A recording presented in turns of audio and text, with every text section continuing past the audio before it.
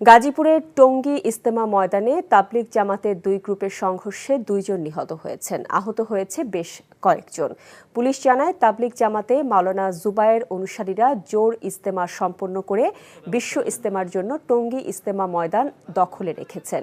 তাবলিগ জামাতের অপর অংশ মাওলানা সাদ অনুসারীরা আগামী 20 ডিসেম্বর থেকে 5 দিনের জোর ইজতেমা করার দাবি জানিয়ে আসছিলেন। মাওলানা সাদ অনুসারী মুসল্লিরা তুরাগ নদীর পশ্চিম পাশে অবস্থান নিয়েছেন। গতরাতে সাদ অনুসারীরা ইজতেমা ময়দানে প্রবেশের চেষ্টা করেন।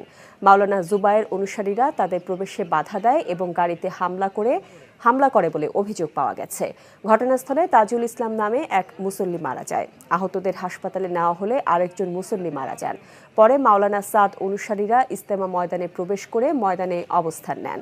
এ ঘটনায় ইজতেমা ময়দান এলাকায় অতিরিক্ত পুলিশ এবং সেনা সদস্যরা অবস্থান নিয়েছেন।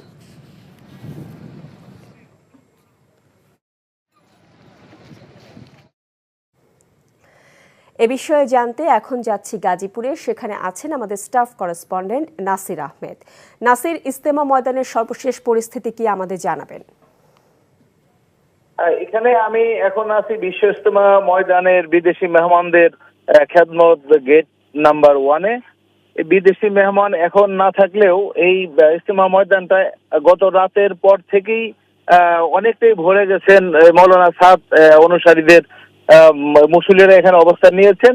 মৌলানা সাদ অনুসারী মুসল্লিরা বেশ কিছুদিন যাবতই তারা দাবি করে আসছিলেন যে যেহেতু 2 ভাগে ইজতেমা হচ্ছে, প্রথম পর্ব 31 ডিসেম্বর থেকে 2 তারিখ 2 জানুয়ারি পর্যন্ত হবে। মৌলানা জুবায়ের অনুসারীরা এই ইজতেমা অংশ নেবেন এবং ঠিক তার 7 দিন পরে শুক্রবার থেকে মৌলানা সাদ অনুসারীরা বিশ্ব ইজতেমায় অংশ নেবেন। এ মোতাবেক মৌলানা জুবায়ের অনুসারী যারা আছেন তারা ইতিমধ্যে তাদের ইজতেমা প্রস্তুতিমূলক যে একটা ইজতেমা হয় তার নাম জোর ইজতেমা। এই জোর ইজতেমা 5 দিনের, সেটা মৌলানা সাদ অনুসারীরা ইতিমধ্যে সম্পন্ন করেছেন।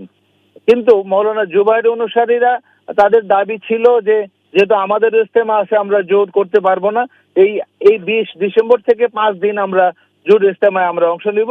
এই মোতাবেক তারা টঙ্গী তুরাগ নদীর পশ্চিম তীরে তাদের মার্কাজ রয়েছে, এখানে তারা অবস্থান নিয়েছেন। বিগত 7 দিন যাবত তারা এখানে অবস্থান করতেছেন। দেশে